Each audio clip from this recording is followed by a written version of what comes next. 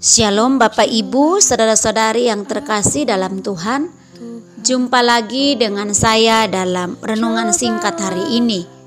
Doa dan harapan saya Bapak Ibu, saudara-saudari terpelihara baik dengan damai sejahtera daripada Tuhan kita Yesus Kristus. Sebelum kita merenungkan firman Tuhan, marilah kita berdoa. Bapa di surga, Bapa yang mengasihi kami dengan kasih yang kekal, kami mengucap syukur ya Tuhan, di kesempatan kali ini kami boleh merenungkan lagi kebenaran firman-Mu. Karena itu berbicaralah bagi kami, karena kami telah siap mendengarkan firman-Mu. Demi Kristus Yesus kami berdoa. Amin. Tema renungan firman Tuhan hari ini adalah tentang penderitaan di bumi.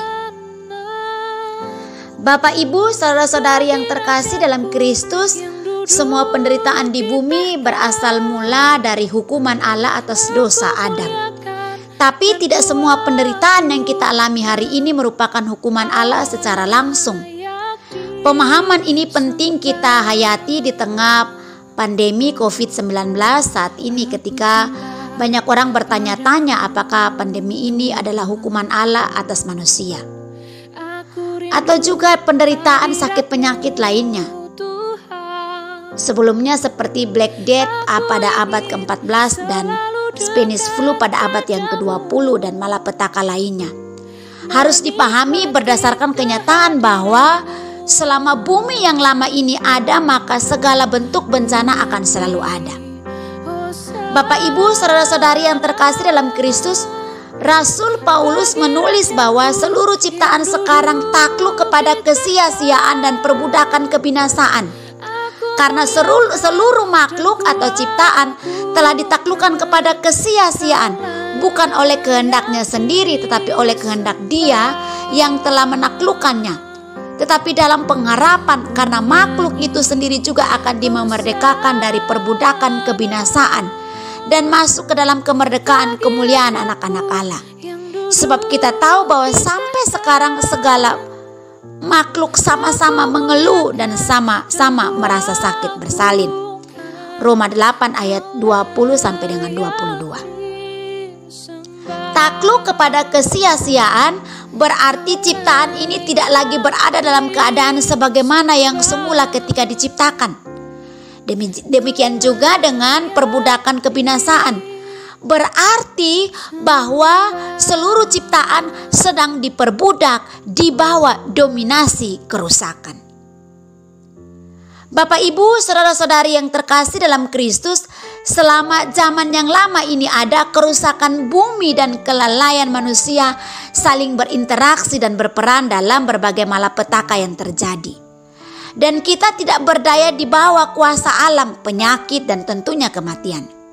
Kita juga dapat menjadi korban keganasan alam yang tidak ada kaitannya dengan kesalahan pribadi kita. Pandemi yang menerpa seluruh dunia ini menunjukkan kepada kita bahwa siapapun kita rapuh adanya. Tidak ada yang tidak rapuh, itulah kefanaan. Itu sebabnya kita rentan terhadap serangan, penderitaan, penyakit, sakit penyakit termasuk COVID-19 yang mematikan. Di sisi lain, Allah yang berdaulat atas segala sesuatu dapat memakai setiap kejadian termasuk musibah dan penderitaan untuk menggenapi tujuannya atau maksudnya atas umat manusia, termasuk bagi kita sebagai anak-anaknya. Kita tidak dapat memahami sepenuhnya maksudnya dalam penderitaan kita, tapi kita percaya Dia tetap memegang kendali dan Dia bukan hanya berdaulat tapi juga berbelas kasihan. Bapak Ibu, saudara-saudari yang terkasih dalam Kristus, kita perlu sadari bahwa kadang penderitaan itu datang atas kita bukan karena kita telah melakukan dosa tertentu. Dalam Yohanes 9, ketika murid-muridnya melihat orang yang buta sejak lahir, mereka bertanya kepada Yesus, "Rabi, siapakah yang berbuat dosa, orang ini sendiri atau orang tuanya, sehingga ia dilahirkan buta?" Jawab Yesus, "Bukan dia dan bukan juga orang tuanya, tetapi karena pekerjaan-pekerjaan Allah harus dinyatakan di dalam dia." Yohanes 9 ayat 2-3. Di sini tidak ada kaitan antara kebutaan orang tersebut dengan dosanya atau dosa orang tuanya. Prinsip yang sama berlaku dalam penderitaan Ayub dan juga berlaku bagi kita di masa pandemi ini. Bapak, Ibu, saudara-saudari yang terkasih dalam Kristus, ada yang menyamakan pandemi ini dengan berbagai malapetaka, dan itulah yang ditimpakan Allah atas pribadi atau bangsa dalam Alkitab, sehingga hukuman karena dosa mereka atau juga tentang penderitaan lainnya. Namun kita perlu berhati-hati agar tidak menyamakan begitu saja berbagai penderitaan dengan berbagai hukuman Allah dalam Alkitab. Karena kasus-kasus tersebut selalu disertai dengan pernyataan langsung tentang penyebab datangnya malapetaka tersebut. Walaupun bukan semua malapetaka yang terjadi atau penderitaan yang terjadi sekarang merupakan hukuman Allah yang langsung, namun melalui kejadian-kejadian tertentu, Ia dapat memberi peringatan kepada manusia untuk bertobat dan mencari Dia, untuk mengevaluasi atau mengintrospeksi diri. Bahkan bisa saja Allah mendisiplinkan kita karena Dia mengasihi kita.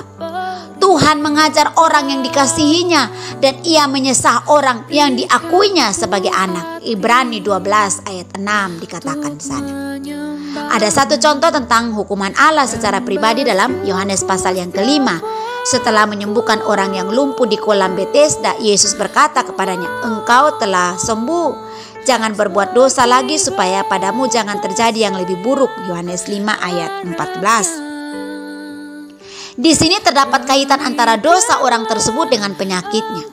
Namun tidak semua penderitaan yang kita alami memiliki kaitan dengan dosa atau kesalahan pribadi. Karena itu Bapak, Ibu, saudara-saudari yang terkasih dalam Kristus, sebagai orang percaya, kita belajar untuk tetap percaya akan kebaikan Allah dalam situasi apapun yang menimpa kita, dan tetap yakin bahwa tidak ada sesuatu pun termasuk penderitaan dan kematian yang dapat memisahkan kita dari kasih Allah di dalam Kristus. Roma 8 ayat 35 sampai dengan 39. Karena itu mari kita bersyukur kepada Tuhan untuk apapun yang menimpa hidup ini. Pandanglah bahwa semuanya mendatangkan kebaikan bagi kita. Mari kita berdoa. Bapa di surga, kami mengucap syukur untuk kebenaran-Mu yang sudah dibukakan bagi kami. Ajar kami untuk memandang bahwa setiap penderitaan yang kami alami bukan semata-mata karena dosa, tapi biarlah kami belajar bahwa dari setiap penderitaan yang kami alami, kejadian-kejadian yang Tuhan izinkan kami hadapi, kami tahu di dalamnya itu mendatangkan kebaikan dalam hidup kami. Meteraikan benih firman-Mu ya Tuhan. Lalu pada saat ini kami bersepakat mendoakan setiap para pendengar yang mendengarkan renungan singkat ini. Tuhan menolong, memberkati kehidupan mereka. Tuhan membuka pintu dan jalan atas kehidupan mereka. Pergumulan, kesulitan, tantangan di tengah-tengah dunia yang semakin jahat ini, bahkan di tengah-tengah berbagai kesulitan dan keterpurukan, kiranya Tuhan ada di sana dan memberi kami kesanggupan dan kekuatan. Terima kasih ya Tuhan. Meteraikan benih firman-Mu dalam loh hati kami, sehingga kami mampu melaksanakan dalam kehidupan kami hari lepas hari. Demi Kristus Yesus kami berdoa. Haleluya, amin. Demikianlah renungan singkat hari ini. Doa dan harapan saya, Bapak, Ibu, saudara-saudari terpelihara baik, dan Bapak Ibu yang rindu untuk didoakan secara pribadi bisa memberikan komentar, memberikan kolom, menyampaikan pokok doa di kolom komentar ini, dan kami akan mendoakan Bapak, Ibu, saudara-saudari. Kiranya Tuhan memberkati kita. Sampai ketemu lagi dalam renungan berikutnya. Shalom.